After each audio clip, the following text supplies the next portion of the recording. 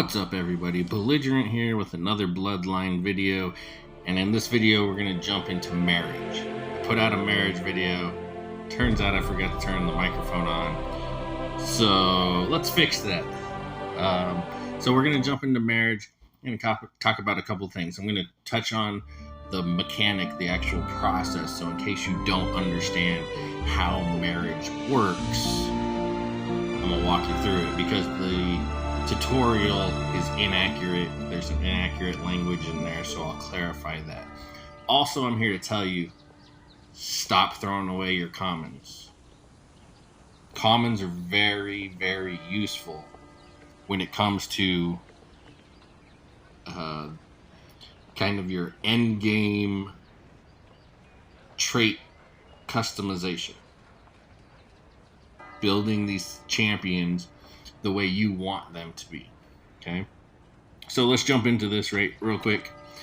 So just the basics of marriage. Okay, so if I take this hero, and you see up in the upper right hand corner over there, right, you see the little marriage icon, so we can tap on that. Also, just as a real quick, you should know this from the tutorial, but you can click on Royal Hall right here on the map. That will also take you into the marriage screen. Okay, so we'll just click on this one for now. And then so you see right above this champion, it says main champion.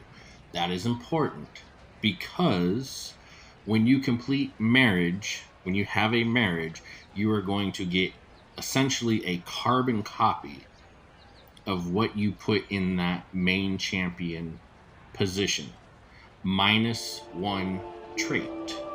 Okay, now on the other side, on the right side of the screen, you see spouse champion. So you have to come in, you have to pick a spouse or a champion you want to be that person's spouse. Now this is also important. Whichever champion you choose to be the spouse, you lose. They're gone. They quote unquote retire, but they are, for all intents and purposes, deleted from your account. Okay, so you have all these to choose from, and you see some of these are locked.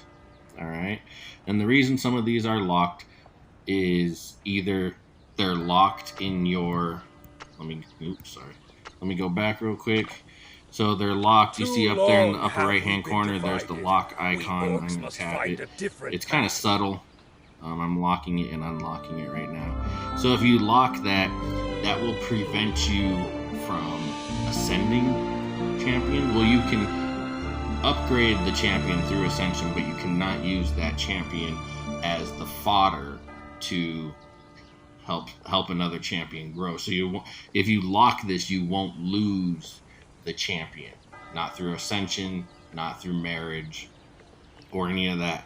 I actually saw in the chat today somebody say they accidentally used one of their mythics for an ascension or something. That was sad. So if you have important ones, you might want to use that lock function. Okay, the other reason that something may not be available for marriage is the genealogy.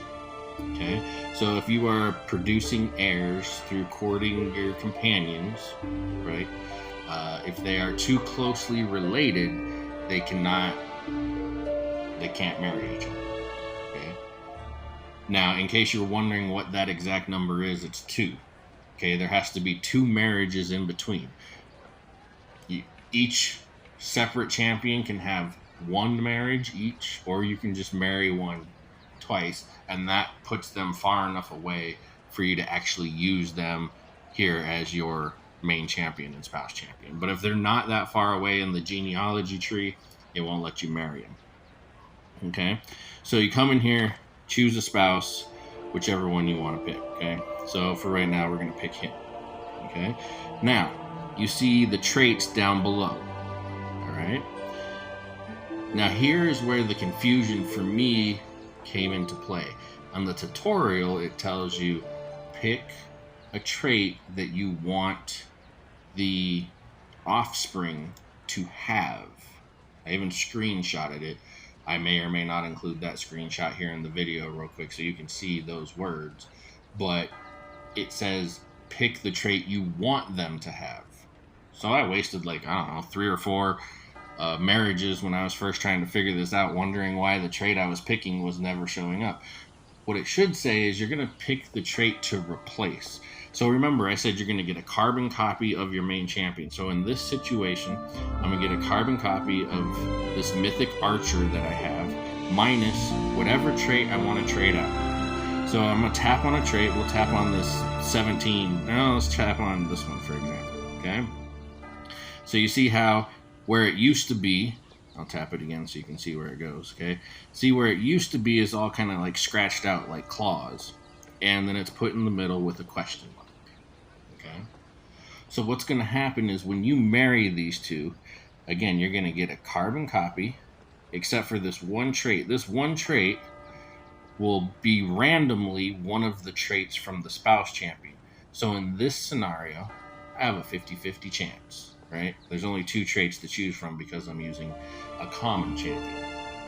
Now, that in itself is not that great because a common champion has traits that are at level 1. So I don't want to put a level 1 trait on a mythic champion that's weak, right?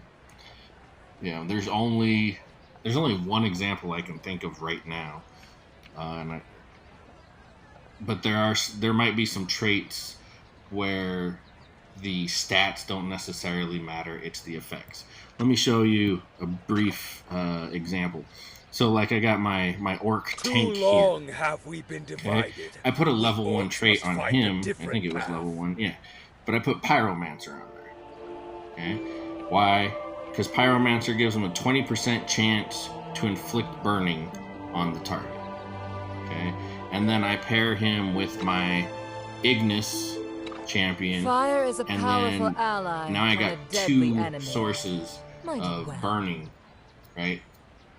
2 different champions have a 20% chance of applying the burning.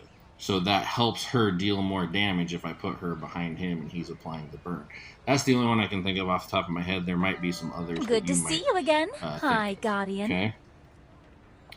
But otherwise, like, that, the fact that I can get 50-50 chance out of a common is not that good. So that's not what I'm talking about. Okay, when I say your common, stop getting rid of your commons. Stop treating your commons like fodder, though, and I'm about to tell you why. But don't treat them like fodder. Obviously, don't stop your progression just to hold on to commons. But also don't go into, like, your ascension screen and just willy-nilly get rid of all your commons. Honestly, you should be treating your rares and your epics as fodder. Because ultimately, what's endgame? That your endgame is going to be legendary and mythic and hopefully eventually all mythic, right? Now, if you're newer to the game and epic is better than what you have, then use the epic. I'm not saying just treat it like fodder and throw it away.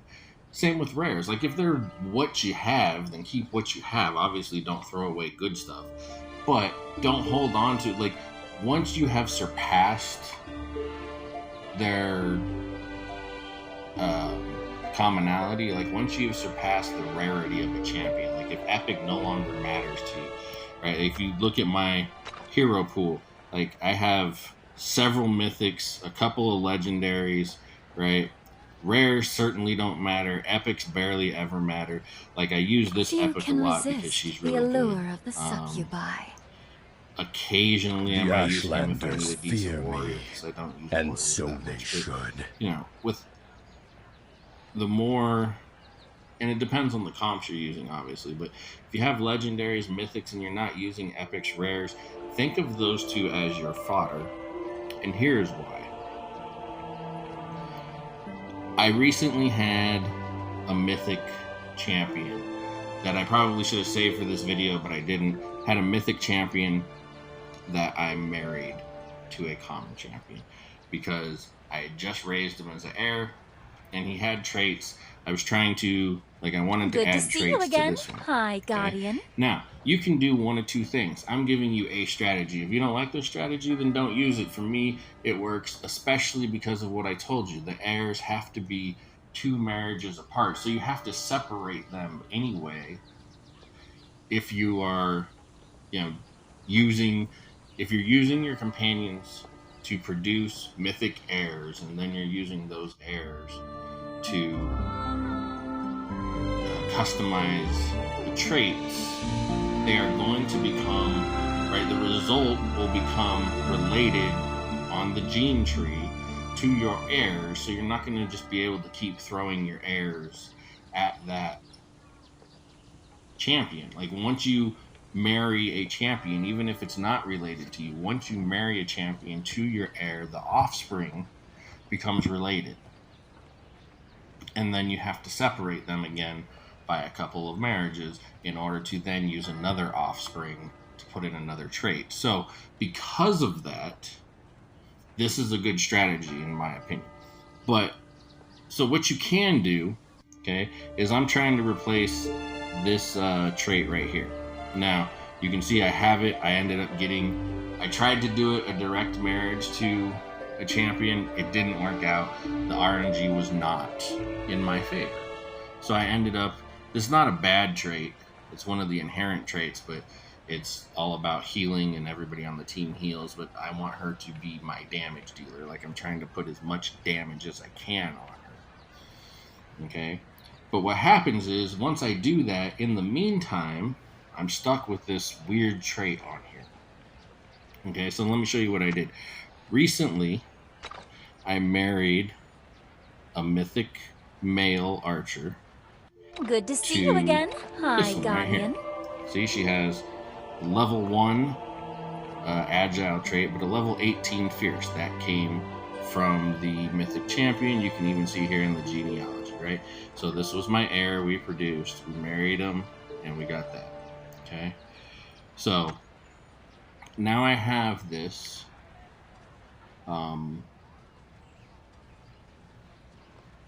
level 18 trait on a champion. Okay, well, but I can't marry a female to a female. Okay, so what we're going to do is we're going Good to see you again. Hi, Guardian. Marry her off to this guy right here, this common. Okay, now here's the catch, and here is why the commons work good for this. Oops, I'm sorry, I actually have to do this a little bit. The guardians of the Elder Woods are ever watchful. And this is why they work good for this. Because look, you can't get rid of the inherent traits. So the little glowy ones, if it belongs to them, you can't get rid of it. You saw in my other one, I got somebody else's inherent trait. I can get rid of that one, but you can't get rid of their own clan inherent trait. So I popped this one in here. Now here's the key. You see on the spouse champion side, it says unable to replace. You can't put two of the same trait on the same champion. So what does that mean? I now have 100% chance for that level 18 fierce to end up on this champion when I marry them. Watch. The guardians of the Elder Woods are so now I have watchful. passed the fierce to a male champion. And now I can come in, I can get the one that I want and get him, and now I can have this one replaced, and again, unable to replace. See, because he has the same inherent trait as she has, so I'm guaranteed to get the trait that I want on this champion. And it's far enough apart so it's no longer considered an heir, and I don't have to gimp the champion that I am using. I don't have to hamper them by getting stuck with the wrong trait like you see I did with this one here, right? Having this healer type support ability on my DPS that doesn't help my DPS. In fact, I gave up 35% extra health to try to make that happen, and so now I have a useless trait on my DPS character instead of 35% extra health. Now, I was willing to give up the 35% extra health to get more damage because I just want her to blow people up. But in the meantime, because I tried to directly do the marriage, she was hindered in a way, right? So now she's 35% weaker, but she's not doing anything extra to help the team. So when I put this in, unable to replace the inherent, so I am guaranteed to get this level 18 fierce that I want. Okay. Good to see you again. We get a carbon copy, and now we have the fierce on there, right? So now I am getting an extra 13,000 strength from athletic. Oops, let's take a look at it. Okay. Where'd you go? Where'd you go? Where'd you go? There's just okay. Good to see so you now again. I'm getting an extra. Guardian. I'm getting 13,000 extra strength from athletic. I am getting 35% extra strength from brutal, and my total damage is increased by 23%. That is a hard-hitting character right there. Okay, so I hope this video helps you not only understand the marriage, but understand a very, what I consider, solid strategy to customizing your characters now or in the future, depending on where you're at, as far as having mythics, producing heirs, or just getting other traits from summoning circle pulls or whatever to move around the traits. So if you have any questions, hit me up in the comments. I am Belligerent. Like, comment, subscribe. I appreciate you. Have a good one.